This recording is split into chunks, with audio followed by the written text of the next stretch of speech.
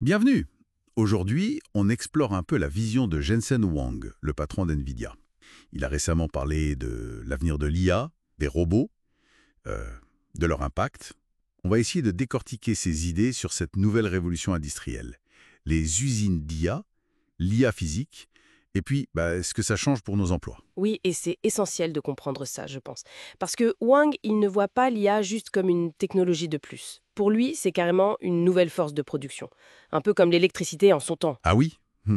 Une force de production. Exactement. Ces usines d'IA, elles sont là pour produire de l'intelligence, des tokens, comme il dit. Ça transforme tout. Toutes les industries sont concernées. La santé, l'éducation, la finance, partout. Ces usines d'IA, c'est une image forte.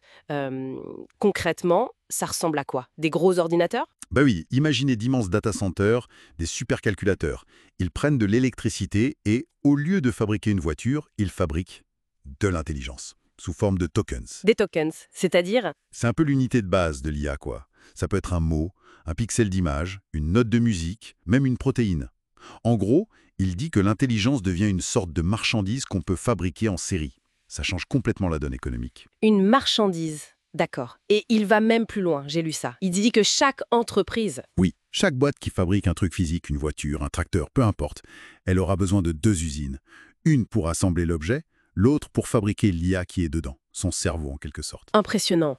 Mais pour animer des objets aussi complexes, l'IA doit évoluer, non? Il mentionne différentes phases, c'est ça? Tout à fait. Il y a eu l'IA que l'apparent avoir, la vision par ordinateur. Ça, c'est la première vague. Ensuite, l'IA générative, celle qui crée du texte, des images. Qu'on voit partout en ce moment. Et maintenant, Maintenant, on entre dans l'IA de raisonnement, capable de planifier, de résoudre des problèmes nouveaux. Il parle d'agent IA, une sorte de AGI, main-d'œuvre numérique. Et c'est là qu'on a besoin du lien avec le monde réel. ce qui nous mène à l'IA physique. Précisément, pour qu'un robot fonctionne bien dans notre monde, il doit piger les lois de la physique. La gravité, l'inertie, le fait qu'on ne peut pas traverser un mur, c'est crucial pour la robotique. Il faut qu'il résonne sur le monde physique en somme. Exactement. Pour pouvoir contourner une table, par exemple, sans foncer dedans, c'est vraiment la prochaine grosse étape. Bon, et alors la question qui fâche un peu, l'emploi.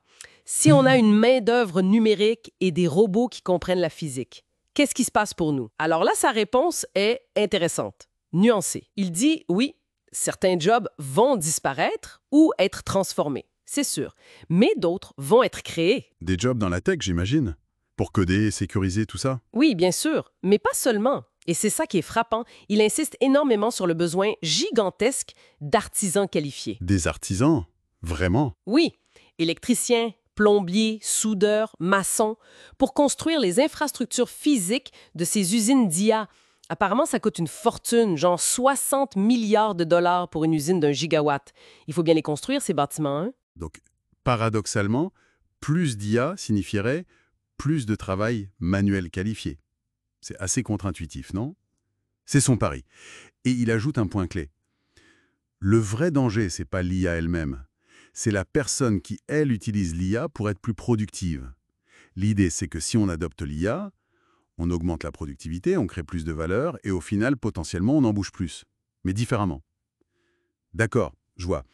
Et au niveau de la fabrication elle-même, comment l'IA change la donne? Il parle de relocalisation, de jumeaux numériques. Tout est lié, en fait. Pour lui, la fabrication moderne, c'est du logiciel avant tout. Les usines sont bourrées de robots pilotés par des logiciels. Et c'est là qu'interviennent les jumeaux numériques. Les digital twins. Voilà, des répliques virtuelles super précises. D'une puce, d'une usine entière. On peut tout simuler, tester, optimiser dans le virtuel avant de construire en vrai. Ça permet de concevoir des systèmes hyper complexes. Et il imagine ça pour tout. Voitures, bâtiments, villes. Des jumeaux numériques de villes, voire d'humains, j'ai cru comprendre. Ça donne le vertige. Absolument. Et pour les robots qui peupleront ces usines optimisées, il pense que ça ira plus vite que pour les voitures autonomes. Ah oui, pourquoi? Parce que les voitures autonomes, elles doivent gérer un environnement ouvert, hyper imprévisible. Ça a pris 10 ans pour arriver où on en est. Les robots en usine ou en entrepôt, c'est plus contrôlé. Donc ils tablent sur peut-être 5 ans, entre un bon proto et une production de masse. Il dit même que les constructeurs auto vont devenir très bons en robotique. Logique. Un mot rapide sur la compétition mondiale, la course à l'IA. Pour Wang, c'est pas une course avec une ligne d'arrivée. C'est un jeu infini. Le plus important, c'est pas forcément d'inventer le truc. c'est d'avoir les ressources, le talent, l'énergie et surtout de savoir appliquer la technologie massivement pour transformer l'économie, comme les USA l'ont fait avec l'acier ou l'électricité à l'époque. L'application prime. Ok, très clair. Donc, si on résume, l'IA devient une force industrielle majeure avec ses usines d'IA. Elle apprend à raisonner sur le monde physique pour la robotique, ça va transformer tous les emplois, mais aussi en créer, y compris manuels, et les jumeaux numériques sont un outil clé pour tout ça. C'est une bonne synthèse. Et peut-être pour laisser une question en suspens.